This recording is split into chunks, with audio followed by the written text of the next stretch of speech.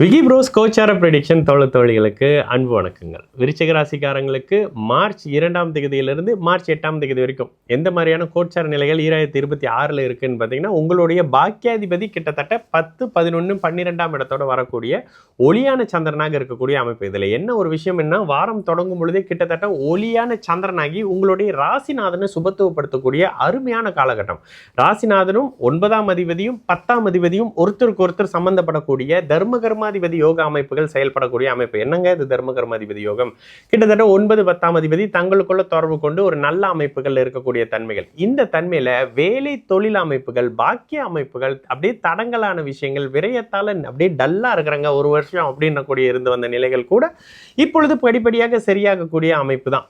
உண்மையிலேயே தொழில் அமைப்புகள்ல டல்லா இருந்து வந்த விருச்சிக ராசிக்காரங்களுக்கு இப்ப படிப்படியாக மாற்றம் வந்துடும். மார்ச் முதல் வாரமே 2026 ஆஃபர் லெட்டர் வருதுங்க. ஒரு மெயில் வந்துச்சுங்க. மெயில பார்த்தோன்னே ரொம்ப அதிர்ச்சியா இருந்தது. எனக்கு இந்த மாதிரியான ஒரு ஜாப்பா அப்படின்ற மாதிரி, சிலருக்கு அரசு வேலை கிடைக்கிறதுக்கான வாய்ப்புகள்ன்ற மாதிரியான தொழில் சார்ந்த அமைப்புகள்ல சந்தோஷமும் நிம்மதியும் கிடைக்கக்கூடிய ஒரு அமைப்பாக விருச்சிக ராசிக்காரங்களுக்கு இருக்கும்.